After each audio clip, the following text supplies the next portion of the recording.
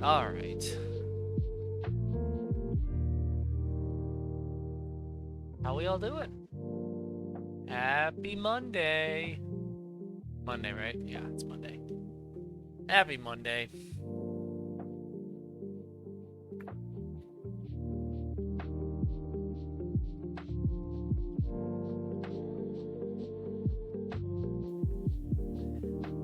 You ever get something like caught in your throat and you're scared to cough in front of people now because everyone will be like, that's what I had. That's what I had happen today. I was drinking water, some hit the back of my throat. I really needed to cough in front of my students, but I didn't dare do it, so I ran outside to cough to get the water out. So that's where I'm at right now. All right, now we're good. um, hell yeah, everybody! Happy Monday. It's the last day of the school term for us, so I am on the way out mentally for my job and ramping up with game stuff. Which felt like the right time to finally just put this game out there. It's called Godz with a Z, and I hate that. But it's like a joke that my friend Jordan, who was one of my early playtesters with this, made that name. And we were like, yeah, fuck it, just write it down for now. And then that was 2.5 years ago. And I have never come back and changed the name. So I gotta do that at some point. Okay. So I just released this to my patrons. So on Patreon, I did a new post for the Godz print. So anybody who is a patron has access to the stuff that I'm going to show off today.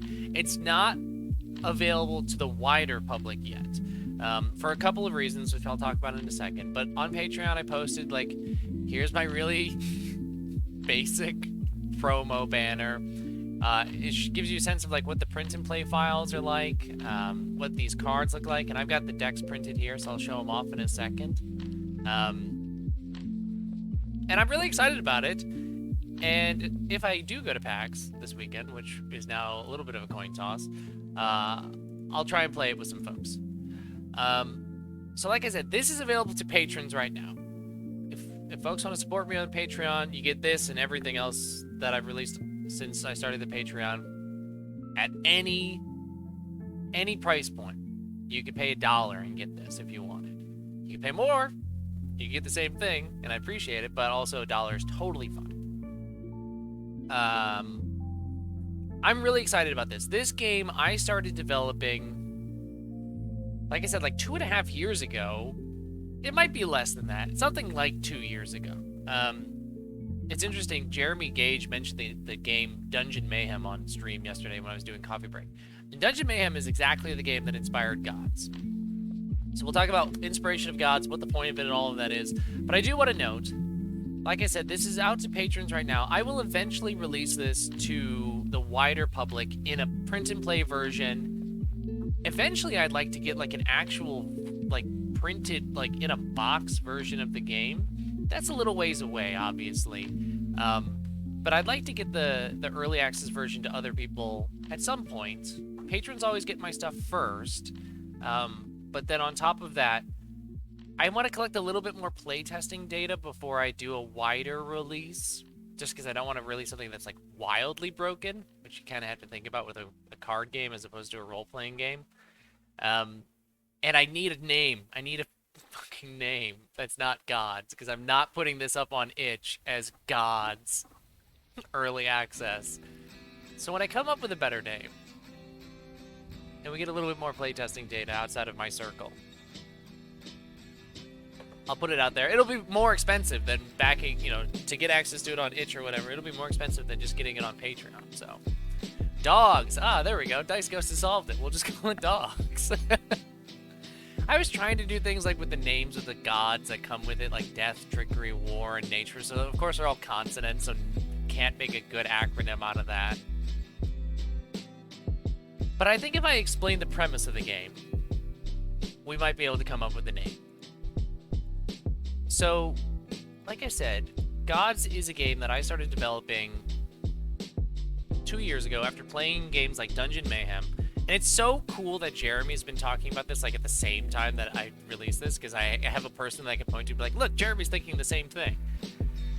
Of, like, games like Magic the Gathering, I like Magic, but I like playing real casual Magic. I do not like playing it with tryhards, because I don't make like net decks. I'm not good at it. I just have whatever cards I have from like 10 years ago.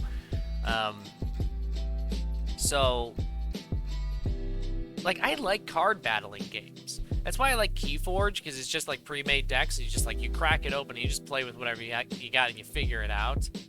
Yeah, they were talking about card games on the talk show. That's what I was listening to the podcast version on my way home from work, and I was like, yes, Adam and Jeremy and I are all talking about the same thing right now, which is very cool.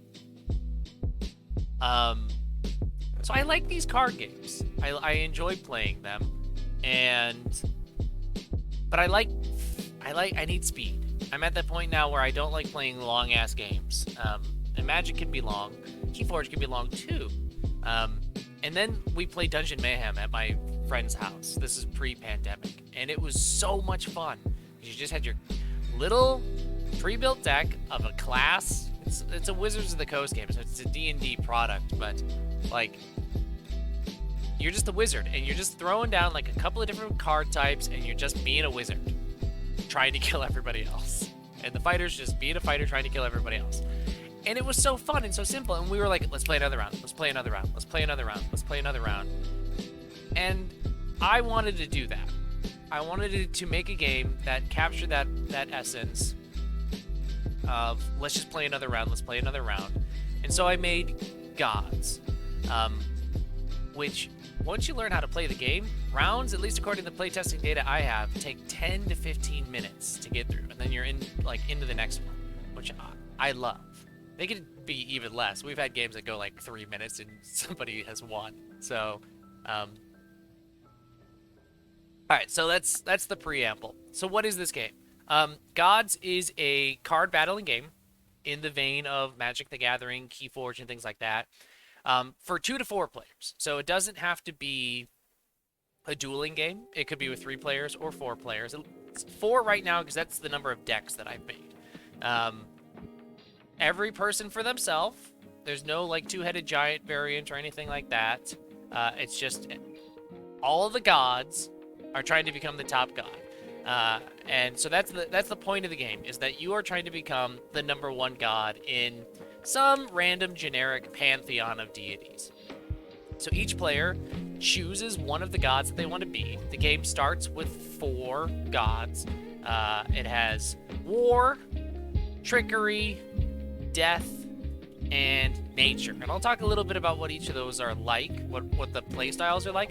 But each of these gods is meant to represent a playstyle that you commonly see in games like Magic the Gathering. So an aggro versus a control versus etc., right? You pick one of these, you got a nice pre-made deck of 30 cards. That's all you need for the thing. You're not doing any deck building. And you duke it out. You fight each other. Like I said, the goal of the game is to be the top god. And so Godz has two win conditions. 1, you're the last one standing. Everyone else has just been straight up annihilated, like eliminated. You're killing each other, sort of thing. So, you can eliminate the other gods. You can attack them. So if you're the last god standing, then hey, you're the number 1. You're the only one left. The other thing is, if you are like the most beloved god, which is the worship victory. So I'll get to what that means, but you've got a little deck here full of powers and temples and followers, and those are going to be things that you use to either attack and destroy the other gods or build up enough of a following that you are like the most beloved god, and so you are like the leader of the pantheon. That's the basic premise. That's the pitch. I'm not going to read through the whole rules here, but all you need to do is print out the cards, grab the deck that's interesting to you, shuffle it up, and you're ready to play. So how the game works is, and I'll show you some examples of what these cards look like. So this is the print and play file. So if you get that, you get this. It gives you instructions on what it all looks like. And then these are just what the cards look like for each god. And I want to use this to highlight the different types of cards in each deck, sort of like the purpose that they have, and then how that helps create the game experience. So each god has their god card. It's their special unique thing. This gets set aside, and this is the thing that's unique to them. It's the thing that should indicate the sort of play style of that god. So War is when you play a follower, you deal damage. That's what that little spiky star means. Equal to its HP to any target. What that means is the followers of the God of War are soldiers. They're out there just fucking people up. So you've got all these followers here, and every follower in the game has two values. A blue thing, which is how much worship they contribute to you, and a red thing, how much HP they have, which means you can kill each other's followers. So War just wants to put out a bunch of these followers and just mess people up every time they're deploying them. They're just putting out their soldiers and attacking people. So followers are one card type, and every deck has followers, and they're this format of worship and HP. That's all a follower does. You just put them in front of you, and they just stay in front of you, trying to build up as much worship as you possibly can. Because one of the ways that you can win the game, besides killing the other gods, is having enough worship in front of you that you're the top god. And how much worship you need in front of you to be considered the winner depends on the player count. So it might be like you need 12 cumulative worship or 15 cumulative worship, depending on how many players you have and everything like that. So that's one way to win. It's just like get a bunch of followers, try and do it. War, I'll tell you right now, they don't try and win with worship. They try and win by murdering all the other gods. The other type of cards that you have are power cards. These are just one and done cards. They're like sorcery cards, I guess would be the best equivalent in Magic. You play it during your turn, and all cards are only played during your turn. And it is an effect that resolves, and then it's done. You put it in your discard pile. So like these are just raw damage cards that War just hurts people or just destroys target follower, target temple. Rallies all their followers out onto the field, which is really dangerous because every time War plays a follower, it's also dealing its HP damage to people. So this is like, here's a bunch of soldiers all of a sudden that hit the field. So War is about that, and that's another card type, is power cards. So you got followers, which are laying out in front of you, trying to keep in front of you to build up worship. You've got power cards that you're playing and just like one and done, resolve it, throw it into your discard pile. The last type of card is the temple card. War only has one of them. A lot of the decks have multiple temples. War is mostly about powers and soldiers. Temple cards also stay in front of you, and they provide some sort of ongoing passive bonus. So for this case, the armory for War, +1 damage dealt by all sources. And all in Godz means literally all. It means yours, mine, everybody's sources. So when the armory gets put down, War is saying, we are all going to fight each other, and it's going to hurt now. And so this is one of those cards. Oh, I'm actually just noticing that the HP value for Armory is missing, so maybe put myself a little note here. Where is paper? Oh god, it'd be great if I had paper.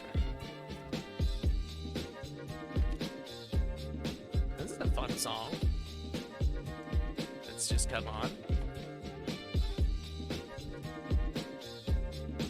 Pardon me 1 second, I just have to write this. Armory needs HP.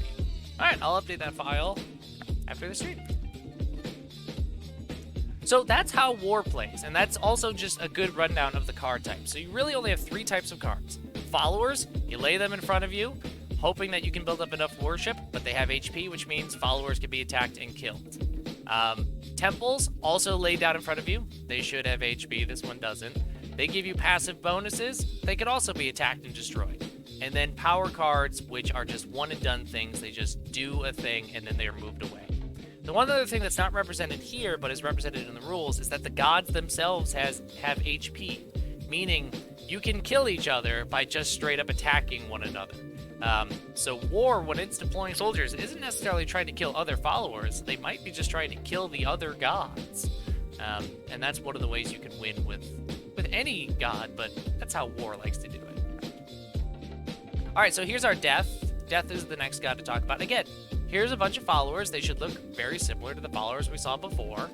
And here's Death's thing. When one of your followers is destroyed, you deal damage equal to their worship to any target. Death is a weird god because they're a little bit control, they're a little bit aggro, they kind of can do a little bit of both, and they're about cycling their followers. It's a god of death, which means like they're expecting a lot of people to die, but also there's a lot of rebirth that goes on with god of death. So you're going to see cards and powers that allow you to bring those things back so that they continue to die for you and mess people up. Yeah, a lot of fealty going on. Oh, and every deck has a reference card. So here's some of like Death's cards. It's just like straight up kill things. This is just all followers. Every single follower, including yours, on the board dies. That's the kind of level of like power or swinginess that is in this game. Oftentimes we found with gods is that like turns can just feel like really powerful and like really swingy, and we liked that. We enjoyed that.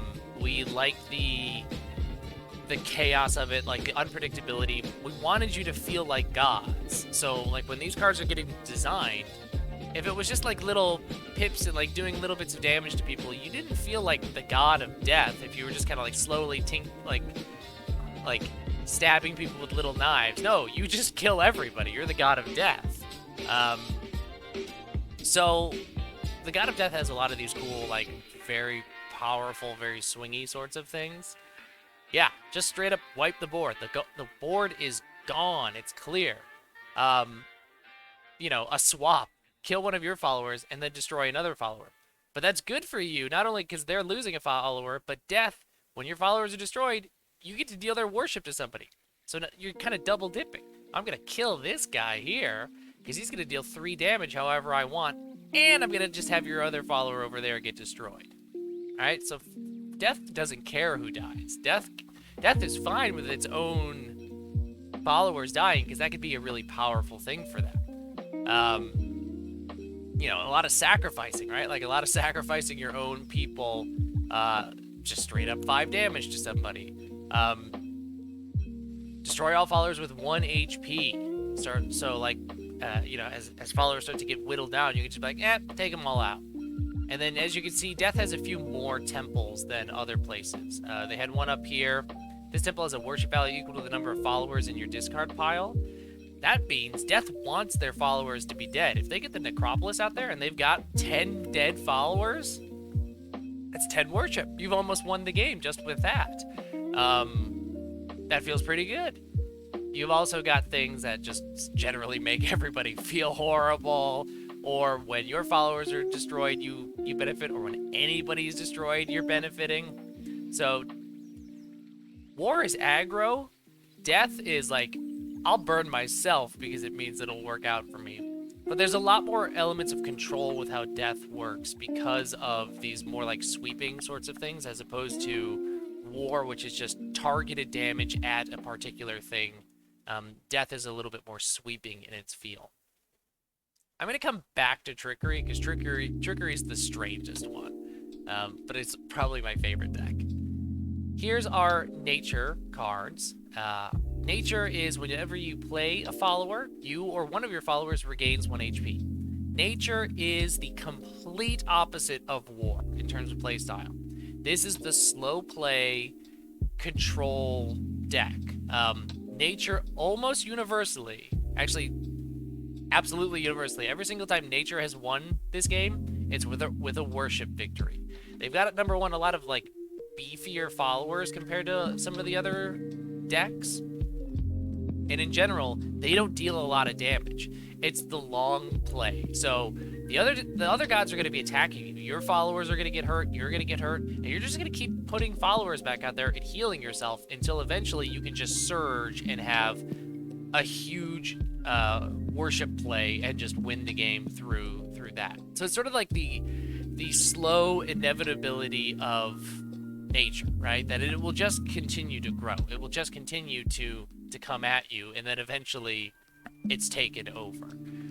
So this is like, if you want to play the two totally different styles of deck, you put war versus nature against each other in a one-on-one, and that creates an interesting dynamic. So like a lot of card draw for nature, like bringing cards out of your discard pile back in. This is just straight up, you can't hurt me. I cannot be hurt for the next turn, which is particularly helpful. A lot of healing, a little bit of damage, but again, nature's not all about doing a lot of damage. A lot of card draw, as you can see, like drawing up to your hand limit, drawing at the end of your turn, or drawing just 3 cards, or when somebody else draws, you draw. You just want to just keep accumulating and accumulating and accumulating until eventually you can play out the way that you want to play out. Circle of Life is all gods shuffle their discard piles back to their deck. Like, that's good for nature because you get your things back, and you usually are losing followers, and that's good because that's just healing for you. But you know what this is especially devastating to? Death. Death decks hate it when you play this because they want a robust discard pile. They want to have a discard pile full of dead followers, and you're like, put them all back in. And that loses them worship, that loses them like power with some other cards. So not only is this very helpful for nature to get their stuff back, but it can be a screw, like a fuck you sorry, lost my train of thought there, to death. And there's a little bit of damage, right? Like just a little bit, not a ton. I'm going to hide myself for just a second so that I can show you these cards, because these are 2 of my favorites. These are temple cards, so they stay out, and as long as they're out there, nature or these effects are just going on. Yeah, exactly. Empty that necropolis out. All followers cannot be destroyed if this temple is out there, meaning nobody's followers can. That's bad for death. That's bad for war. It's great for nature. It's an especially powerful thing. I love Overgrowth too. You put this on top of another temple, and that temple's effect is gone until Overgrowth is destroyed. So, Death has a really big necropolis. Just put this on top of it so that the necropolis can't give them worship until they decide to eliminate the Overgrowth. So I really like nature. I'm a control deck sort of person. This isn't like control deck like a blue control deck, which is what I really like to play when I play Magic. But this is like a slow. This is meant to sort of feel like a green deck. So like it's slow, gradual, but then you start playing like the big monsters. In this case, the big followers that are just like massive health, massive worship, and a lot harder to move off the board than a lot of like the really weaker characters in the other decks. The last deck is Trickery, and Trickery is the strangest one for sure. The Trickery deck plays like one that is it's a little bit of chaos. Like in a 4-person game, Trickery is truly just fucking with everybody. They're not necessarily moving their own agenda forward. They're just there to ruin everybody else's plans, so that eventually there's an opening where they can just step forward and win, either through worship or through being the last one standing. Trickery, we have noticed at least, is one of those kind of like Death that can win with worship or last god standing. And one of the reasons is because of the way that Trickery plays followers. Now, I gotta figure out a better way to word this, and I will eventually. None of this is final wording. This is why I'll hire an editor eventually. But you'll notice that the followers for Trickery are different. All the other ones are blue and red, a worship and a health. For Trickery, it's a reversed card, 2 in 1, but it says follower at the top and bottom. That's because when you play this card, you can orient it in whichever direction you want. So this 2-1 could be a follower laid down in front of you that is 2 worship and 1 HP, or you could put it down the other way and it is a 1 worship, 2 HP follower. You have control over these cards, which is why none of the cards are repeat numbers, because it's just a 1-1 or a 2-2. So you are deciding which of these you want to do. You also don't have a lot of followers as Trickery, so you don't want to just kind of willy-nilly put them down. You need to play them when like the time is right. This temple right here for Trickery is such fun to play. You get to play your followers face down. So they're just face down. Nobody knows how much HP or worship you have on the board, or like what your status is. People can still hurt and attack and destroy your followers. They just don't know how much damage they need to do to something, or they don't know how close you are to a worship victory until they destroy this temple. That's what I mean by chaos. That's what I mean by somebody who just becomes unpredictable in how it is played. A lot of just like your stuff is mine now in the way that Trickery plays itself, or your cards are being turned against you. A lot of discarding going on, so everybody's discarding at random, or they discard their entire hand, but then they get 2 cards. You play it against Nature, who's usually got a ton of cards in their hands. That hurts them so much. This card is not particularly good against War, though, because War is usually just like throwing every single card they can out of their hand as soon as they can, because they're just aggro. So Think Again doesn't help with War, but it devastates Nature. A lot of trading going on, trading hands with other gods. It's pretty chaotic, I'll say, or it's unpredictable in terms of how Trickery, what they decide to do on their turn. And what we have found when people play Trickery is that they usually aren't like aggressively pursuing victory. They're not trying to get a bunch of worship out on the board right away to win. They're not trying to actively kill everybody. They're just seeing who is doing the best right now, and then they mess with them. And then somebody else inevitably starts to start doing better, and they mess with that person. And then somebody else shows up, they mess with that person. Until everybody is just in a really weakened state or starting to eliminate each other, that you can be like, now's my chance. Now's my chance to just play my big followers and get a worship victory, or just like knife in the back. There's only one of you left and you're in a weakened state. I'm gonna win. Like trading, like watching everybody whittle away. Then there's one other god left. They've got just a handful of HP. Or no, sorry, this is the reverse. If you've been getting your ass handed to you and one other god is out there just doing great, you're like, great, I'll take that HP. You can have mine, and here's a card that destroys you. Here's my betrayal. Target god takes damage equal to their number of followers, right? You slam that against War, who's usually got a ton of followers in front of them playing out at their soldiers. That hurts. So a lot of also kind of swingier play with Trickery compared to like the more consistent aggro of War or the slower play of Nature. Trickery and Death are probably the, I don't know, I guess if I had to rank them in terms of complexity, the most complex. Like the most straightforward is War. Just hurt the opponent. I think Nature is probably the next straightforward, just like slow play it out, then Death, and then Trickery in terms of complexity. But that's just from my own experience. There's some also very powerful temples for Trickery. You just have more actions than everybody else, which is real good. Normally on your turn is you draw a card at the start of your turn, and then you can do 2 things, any 2 things you want. And the things you can do are play and draw. So you can play 2 cards, you can draw 2 cards, you can play and draw, you can draw and play. Whatever you want to do, that's it. And then your turn's over. You discard down to the hand limit, which is 7 if you have more than 7 cards, and then the next person goes. And so these turns move really quick, so the game moves very quick. You're not playing out like mana that lets you use your cards. You just use them. They just get played out of hand immediately.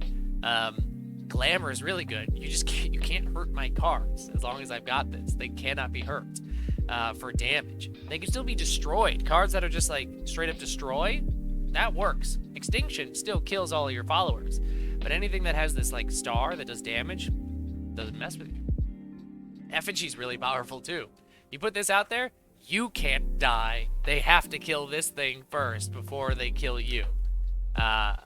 It's a good little like last-ditch effort.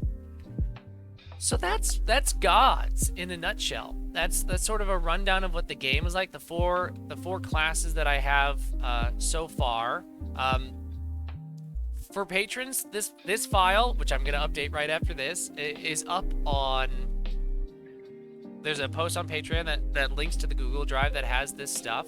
The rule book as well. That kind of, it's pretty short. It's 5 pages, but one of them is just a vocabulary, and another one is just describing to you what the gods are like. So it's really only 3 pages of rules, and you are off to the races playing the game. The one other thing that's in the drive folder that I'll point out is that I'm collecting playtesting data. I've got a spreadsheet of my own data that I've been doing from like the games we played before, but now I'm trying to collect data from more people. This is all totally voluntary. Nobody has to do this, but if they do, it helps me to know like how long games take, how many players, who won, how did they win, and anything else they want to share. Because I'm trying to see if like one god is consistently winning over others, or certain matchups, or which gods win with which victory conditions. This is a new way that I haven't had to think this way in a long time, because I, as an RPG designer, don't think a lot about balance. But with a card game, I have to think a lot more about balance. Everybody, I hope it's kind of clear how excited I am about this game. I really, really think it's fun. I think it's a lot of fun, and I can't wait to hear what other people think about it. I printed out a new copy, so because I've got older versions of the cards here, so I'm gonna change them.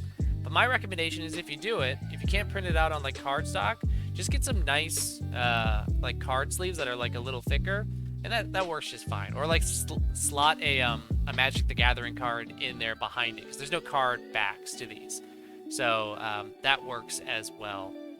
I think that's everything to do to talk about Godz in terms of like the rundown of it. Like I said, I'm going to continue developing the game as more playtesting comes out. I'll eventually release it to a wider public. And then, like, next steps are, eventually I'd like to release it as a full game. I got to get art and figure out how to print an actual card game instead of a role-playing game. And I'm already thinking about new gods I want. Like, I've got some rules down for, like, a god of time, which is kind of tricky and weird. And you could certainly, like, look up pantheons of gods and think like, oh yeah, what would this god look like, right? Like, what would a god of love look like in this game? I think that'd be interesting, right? I don't know, like a real pacifist sort of thing. Try and get a real control vibe going on. I'll like the time god is gonna try and be my attempt to make like a blue deck, because I'm cruel and I'm one of those players that plays blue in Magic. Dice Ghost, I'm so glad it sounds like fun. I hope you do try it out. I hope you have fun with it. Cool. Well, that's all I wanted to do today. Is I just wanted to talk about Godz and show it off. I hope this has been interesting or enlightening. If you're interested in learning more about it or trying it out, go grab it on Patreon right now. I will eventually be putting it to the public. Hopefully, I'll play test it at PAX this weekend and come back with some new ideas. Otherwise, I'm gonna wrap it up here. You all have yourselves a wonderful rest of the day, morning, afternoon, evening, wherever it is you are. I'll talk to you later. Bye. Oh wait, that's a really good point. Dice goes a milling deck. Yeah, milling deck. Okay, now I love milling. Okay, now it's bye.